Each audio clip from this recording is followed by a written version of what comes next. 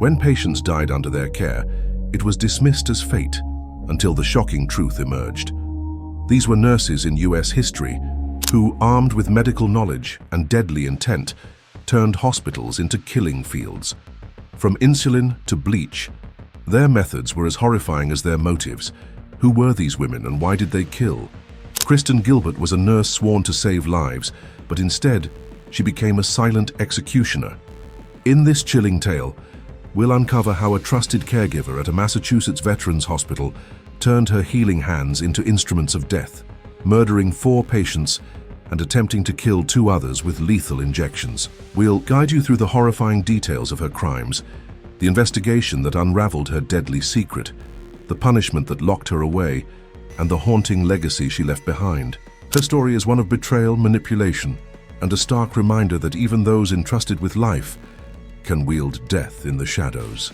Kristen Heather Strickland was born on November 13, 1967, in Fall River, Massachusetts, a working-class town steeped in industrial grit. On the surface, she was a golden child, bright, charming, and ambitious, with dreams of rising above her roots. But beneath her polished exterior lay a troubled soul. As a teenager, neighbors and classmates whispered of her, compulsive lying, crafting tales to gain attention. Her home life was strained.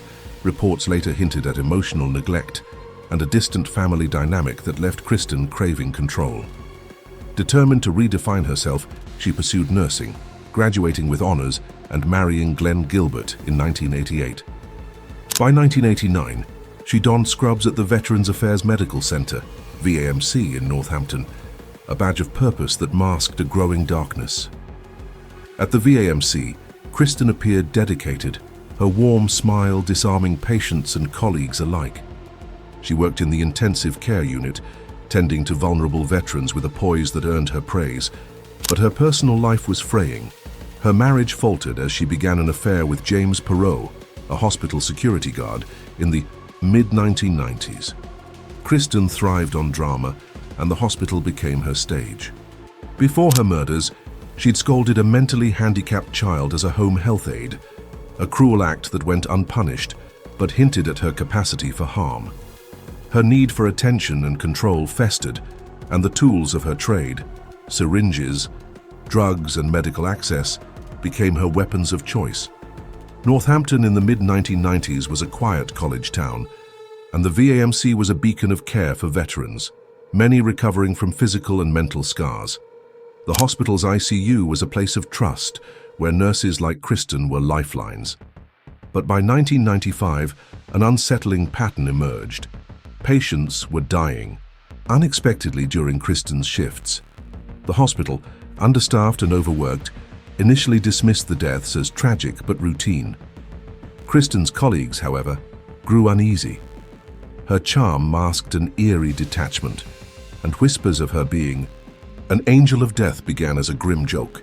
The stage was set for a horror no one saw coming, in a place meant for healing. From 1995 to 1996, Kristen's dark impulses took over.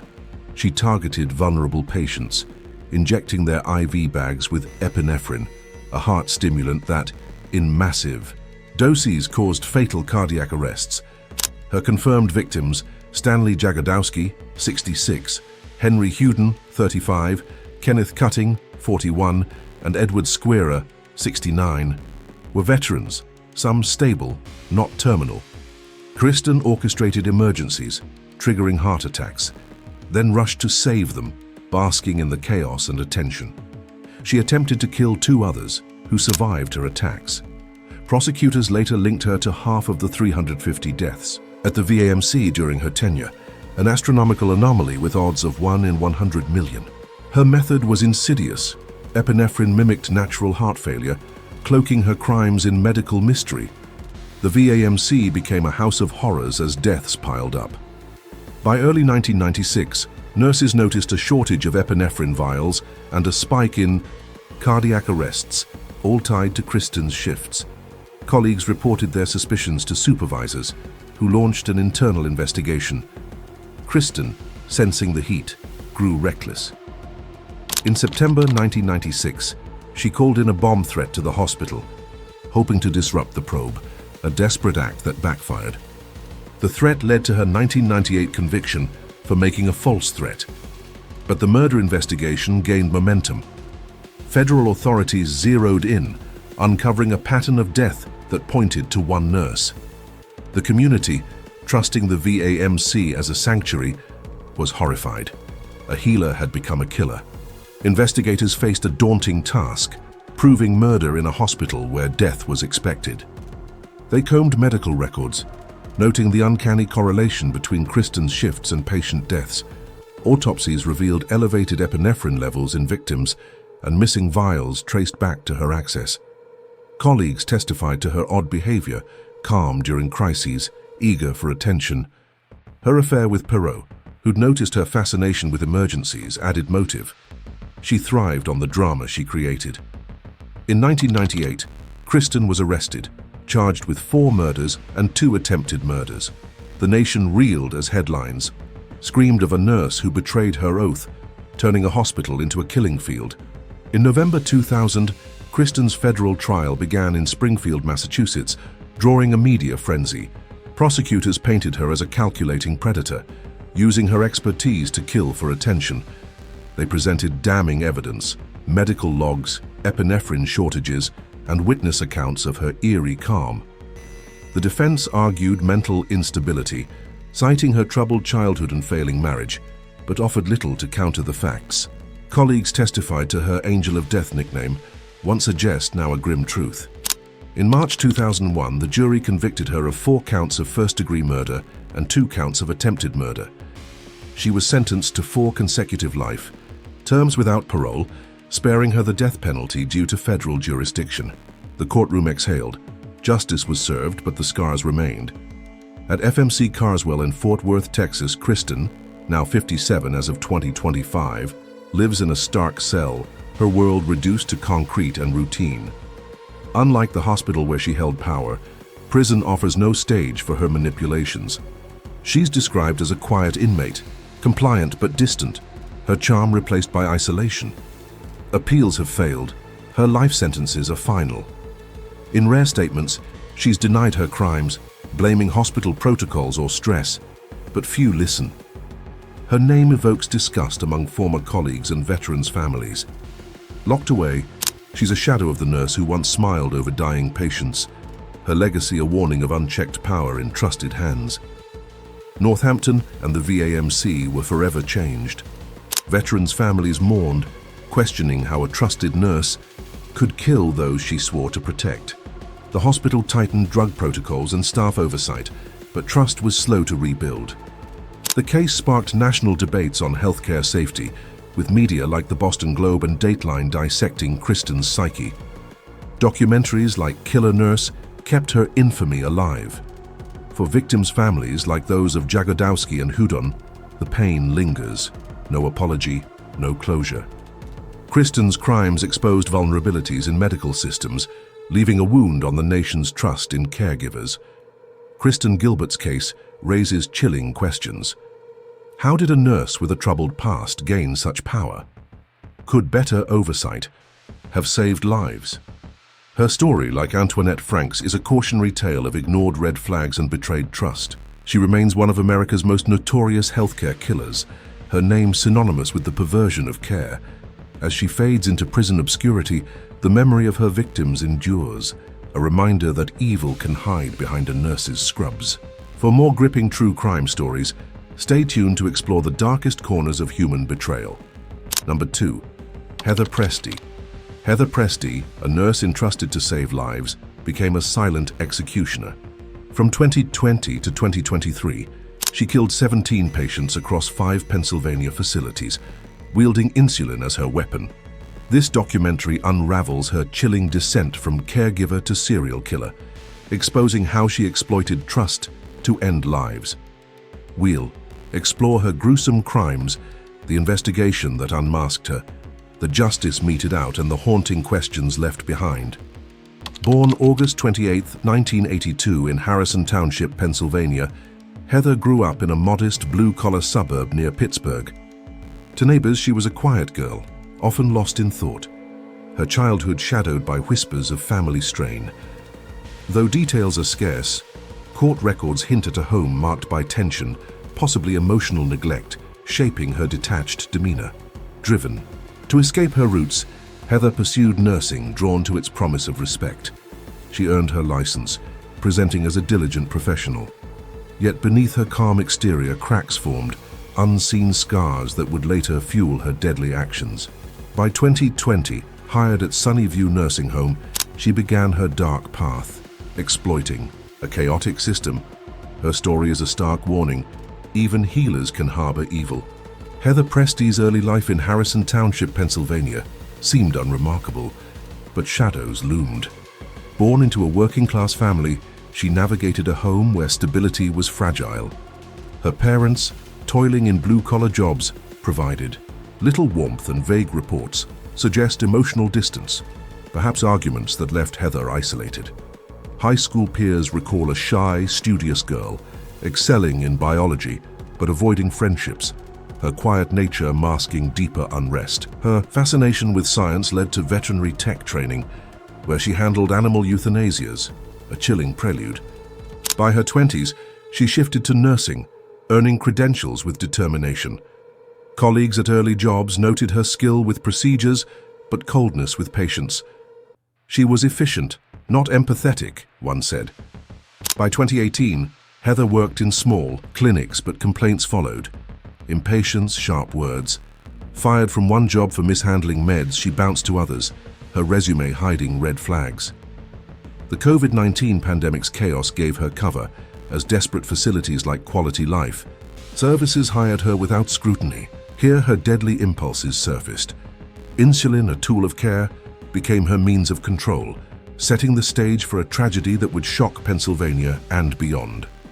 In 2020, Pennsylvania's nursing homes were stretched thin by COVID-19, creating a perfect storm for Heather Pressdee's crimes.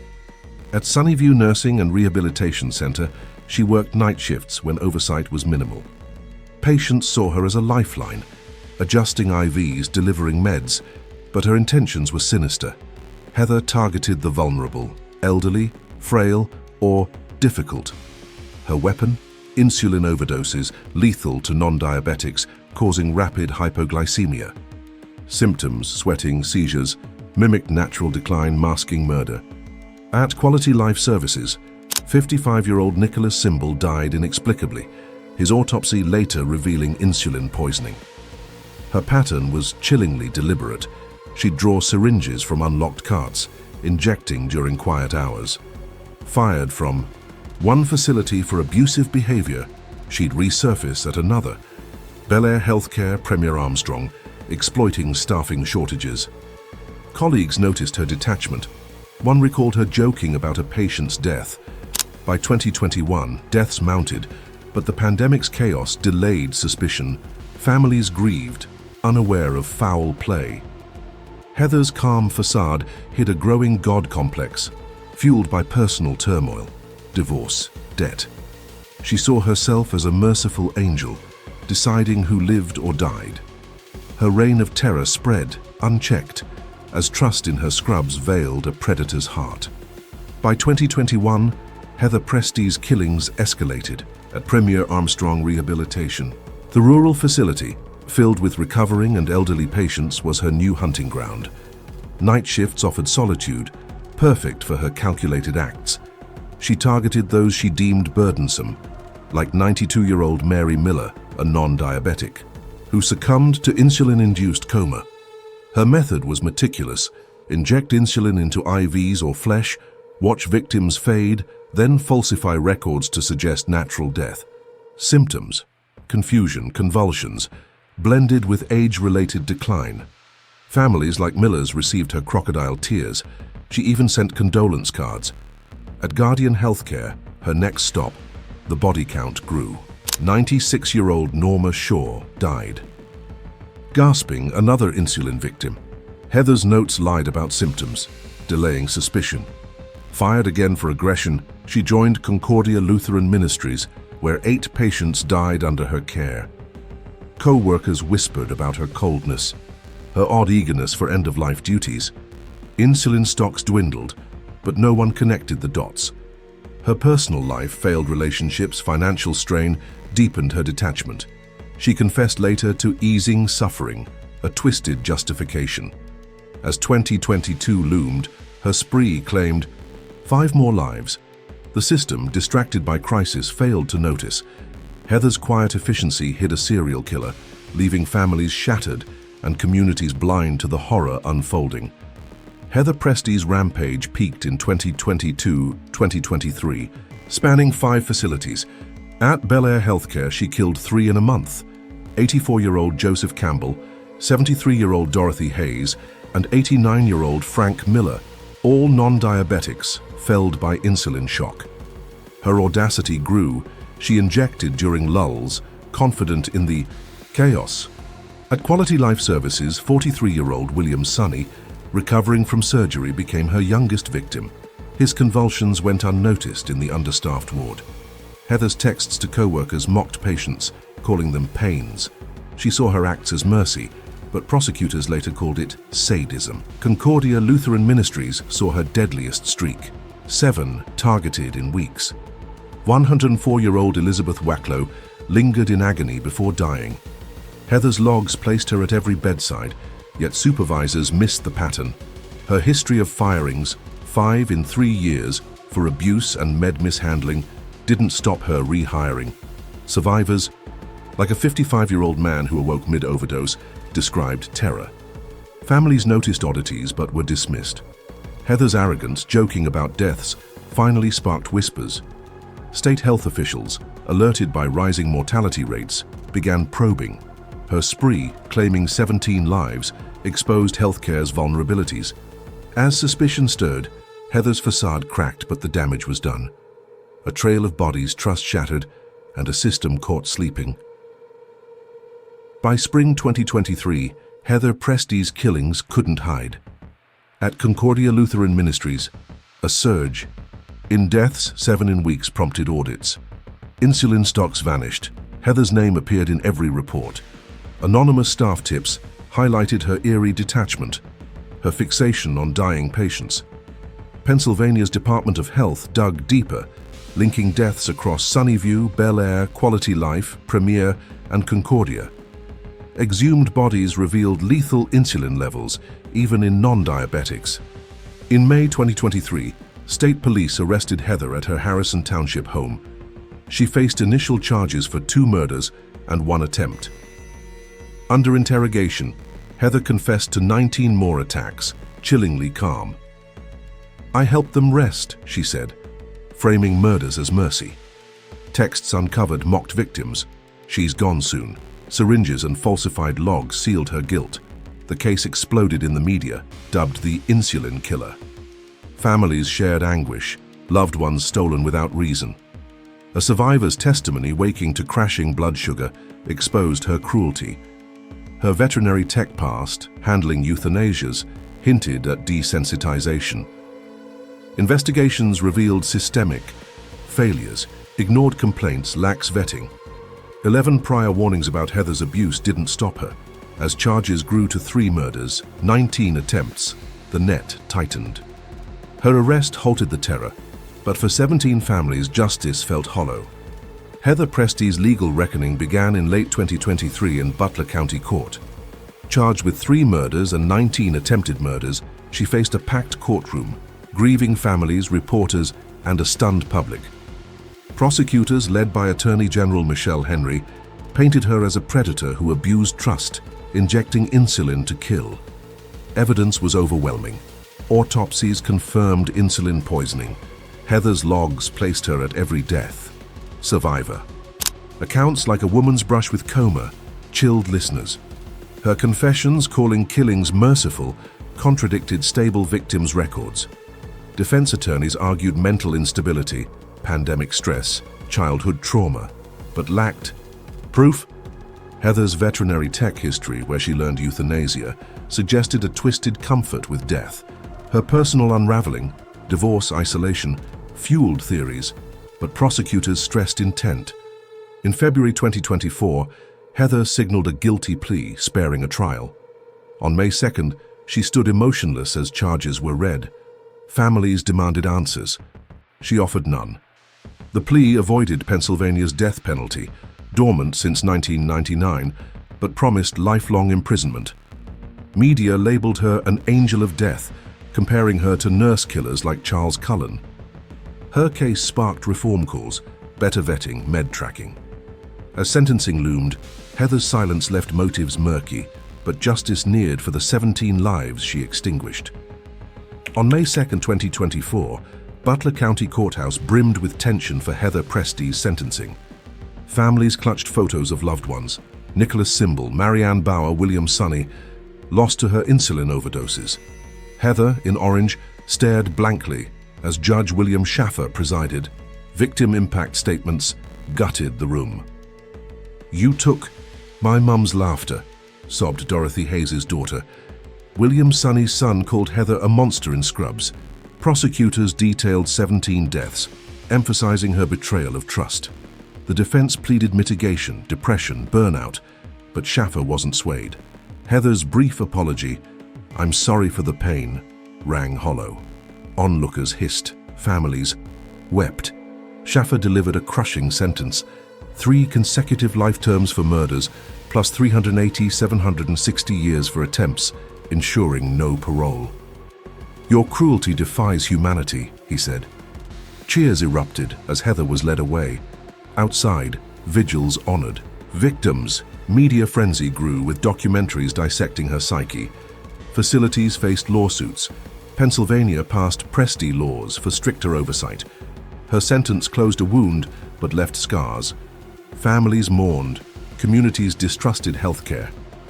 Heather's legacy: a warning to guard against wolves in caregivers' clothing. Justice was served, but the cost, 17 lives, countless tears, remains incalculable.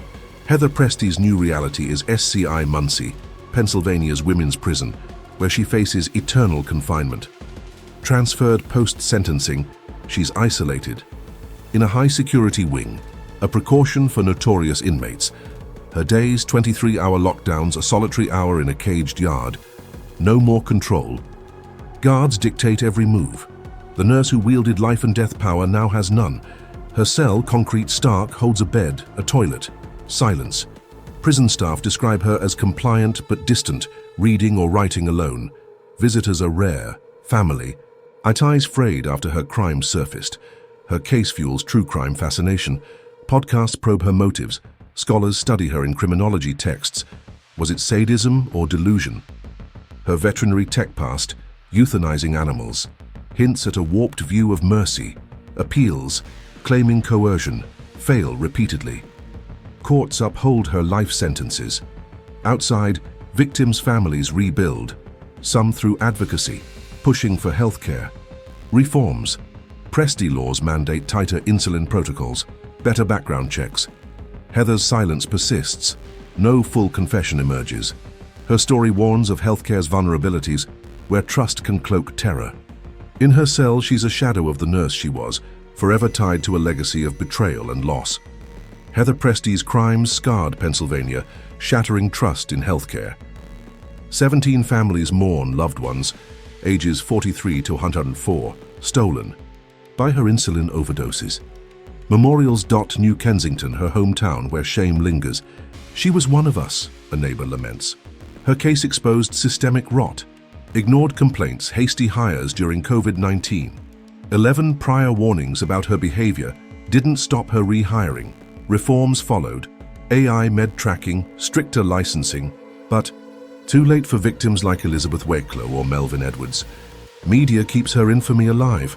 Documentaries call her the insulin killer, drawing parallels to nurse killers like Lucy Letby. Public debate rages: mental illness or malice. Experts lean toward sociopathy, citing her chilling confessions. Families channel grief into action, founding advocacy groups to protect patients. Lawsuits against facilities seek millions, alleging negligence. Pennsylvania's healthcare system, once a refuge, now faces skepticism. In SCI Muncie, Heather waits, her sentence unyielding.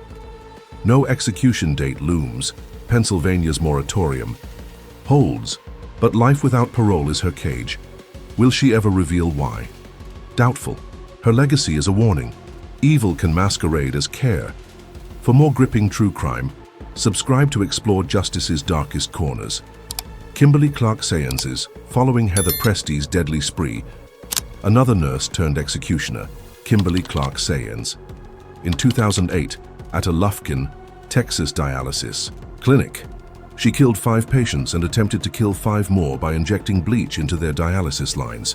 This documentary continues our probe into caregivers turned killers, unraveling Saenz's horrific crimes, the investigation that unmasked her, the justice delivered, and the lingering questions of how such evil went unnoticed. Born November 11th, 1973 in Fall River, Massachusetts, Kimberly grew up in a working-class family, her childhood seemingly unremarkable. Yet, hints of turmoil surfaced later, reports of a strained home life and personal struggles with addiction. Drawn to nursing, she sought stability and respect, earning her license as a practical nurse. To colleagues at DeVita Dialysis, she appeared competent, caring for vulnerable patients with chronic kidney issues. But beneath her professional mask, darkness festered. By 2008, amid personal chaos, divorce, financial woes, Saenz's compassion twisted into cruelty. Bleach, a common clinic cleaner, became her weapon, injected during quiet shifts. Like Gilbert, she betrayed the trust placed in caregivers, turning a place of healing into a chamber of death. Her story, a chilling echo, begins here.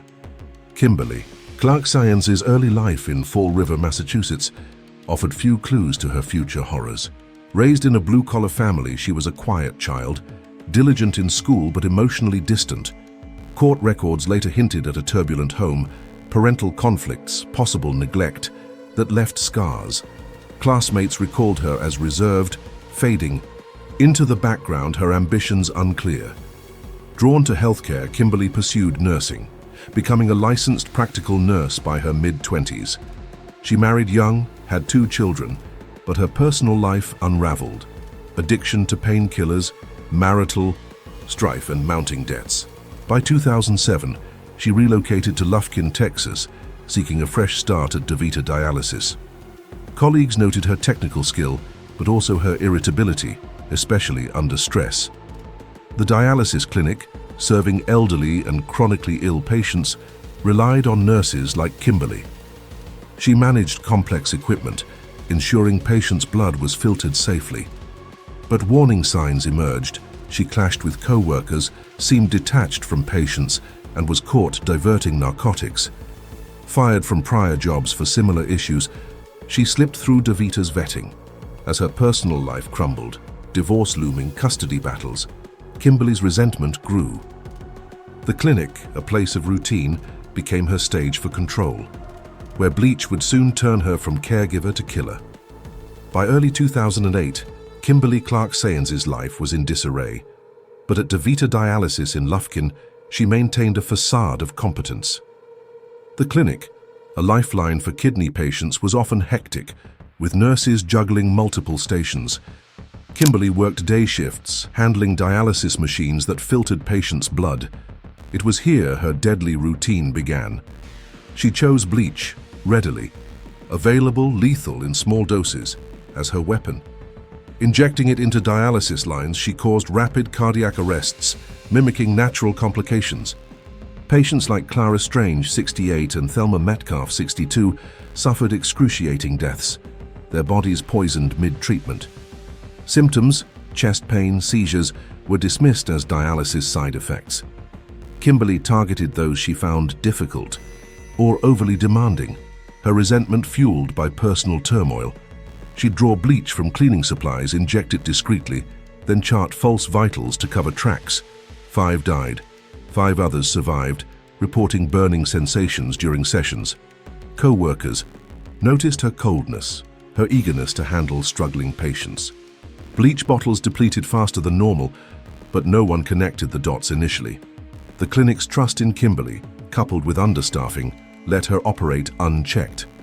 Her betrayal, cloaked in routine care, set the stage for a chilling spree. Kimberly Clark Saenz's killings escalated through April 2008 at DeVita Dialysis. Her method was chillingly consistent.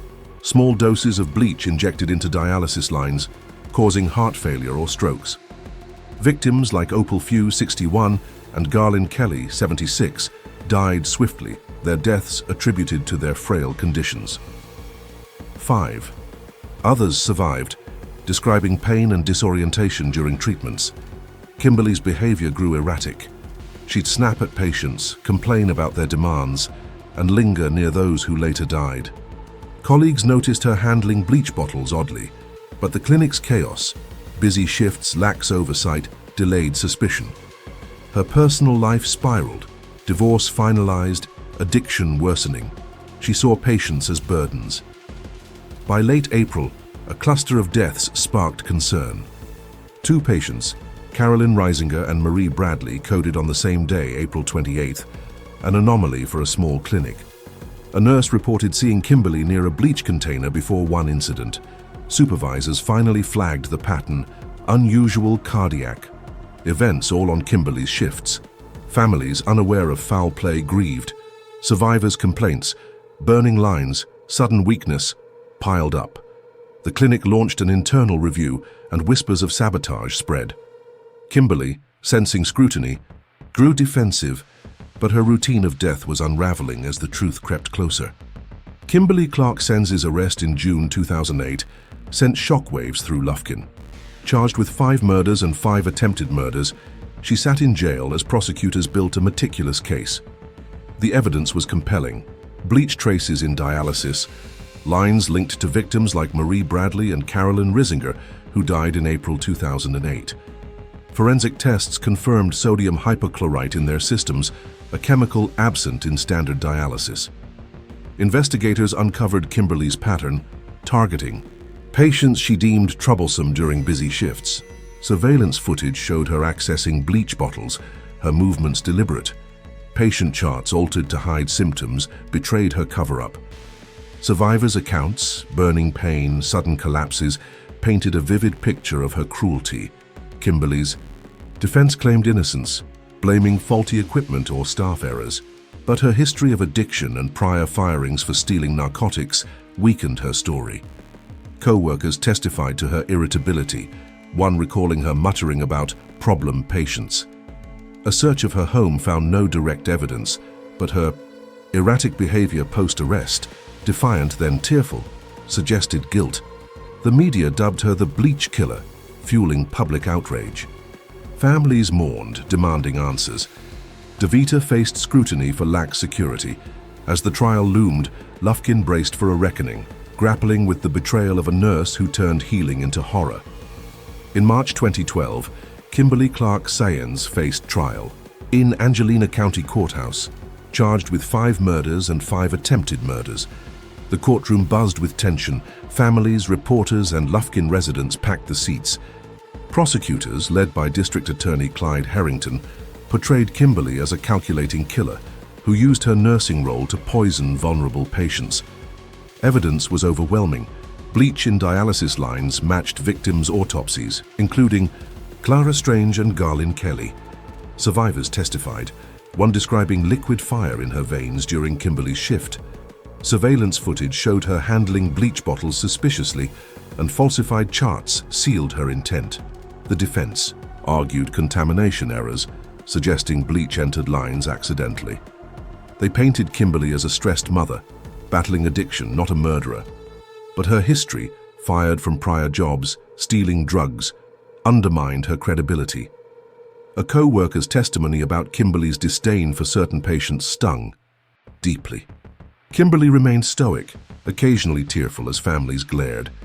The prosecution's star witness, a chemist, confirmed Bleach's deliberate injection, ruling out accidents. After weeks of testimony, the jury deliberated briefly. On March 31, 2012, they found her guilty on all counts. Lufkin exhaled, but the pain lingered. Sentencing loomed, promising justice for the lives stolen by a nurse's betrayal. On April 2, 2012, the Angelina County Courthouse was somber as Kimberly Clark Saenz faced sentencing. Families of victims, Clara Strange, Thelma Metcalf, Opal Few, Garlin Kelly, and Marie Bradley, clutched photos, their grief palpable. Judge Barry Bryan presided as victim impact statements poured out. "You killed my mom for no reason," sobbed Strange's daughter. Prosecutors pushed for the maximum, detailing Kimberly's deliberate cruelty. The defense pleaded for leniency, citing her addiction and stress but offered no remorse. Kimberly, expressionless, said little, her silence infuriating families. Judge Bryan sentenced her to life without parole for the murders, plus 60 years for attempted murders, ensuring she'd never walk free. "Your actions were heinous," he declared. The courtroom erupted in quiet relief, tears mixing with applause. Kimberly was sent to the Texas Department of Criminal Justice's Mountain View unit, her nursing days over. Lufkin mourned, grappling with shattered trust. DeVita faced lawsuits for negligence, prompting tighter protocols. The Bleach killer label stuck, her case a grim echo of Kristen Gilbert's. Justice was served, but for 5 families the loss was eternal, a wound deepened by a caregiver's betrayal. Kimberly Clark Saenz's world shrank to a cell at Mountain View Unit, a Texas women's prison, after her 2012 sentencing. Life without parole meant no escape from the concrete walls and iron bars. Inmates like her faced strict routines, 23-hour lockdowns, solitary recreation in a caged yard, meals slid through a slot. The nurse who once controlled patients' fates now had no control. Prison staff described Kimberly as withdrawn, avoiding conflict. She reads, writes letters, but has few visitors. Her family distanced, her children grown. Her addiction, a factor in her crimes, is managed with oversight, but remorse remains absent. In rare interviews, she maintains innocence, blaming clinic errors, though courts reject her appeals. Her case fuels true crime fascination. Podcasts, documentaries, and books dissect her motives. Was it rage, control, or a twisted escape from personal chaos? Lufkin's community still reels with memorials for victims. DeVita's reforms, locked Bleach better vetting, came too late. Kimberly's legacy is a cautionary tale studied alongside Kristen Gilbert's. In her cell, she's a shadow of the nurse she was, forever tied to 5 deaths and a town's broken trust. Her life now an endless sentence of regret and isolation. Kimberly Clark Saenz's crimes left Lufkin, Texas, forever changed. The loss of 5 lives, Clara Strange, Thelma Metcalf, Opal Few, Garlin Kelly, Marie Bradley, shattered families and eroded faith in healthcare. Vigils honor victims, their names etched in community memory.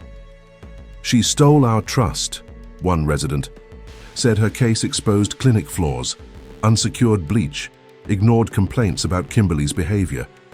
DeVita paid millions in settlements, and Texas tightened nursing regulations. The Bleach killer became a national warning, like Kristen Gilbert of Predators in Scrubs. Media keeps her infamy alive. TV specials, articles probe her psyche. Was it addiction, resentment, or sadism? Experts suggest a need for control amid her crumbling life. Families, advocating patient safety, pushed for Saenz laws to monitor medications. In Mountain View Unit, Kimberly remains, her appeals futile. No execution looms. Texas reserved that for others. But life without parole is her cage. Lufkin rebuilds, but scars linger. Dialysis patients now question every needle, every nurse. Her story warns, evil can wear a caregiver's mask. For more tales of betrayal and justice, subscribe to explore the darkest corners of human trust. The stories of Kristen Gilbert, Heather Pressdee, and Kimberly Clark Saenz reveal a chilling truth. The hands meant to heal can wield death. These nurses entrusted with life turned hospitals and clinics into killing fields. Gilbert's epinephrine injections, Pressdee's insulin overdoses, and Saenz's bleach poisonings claimed dozens of lives. Patients who trusted their caregivers betrayed in the most horrific ways.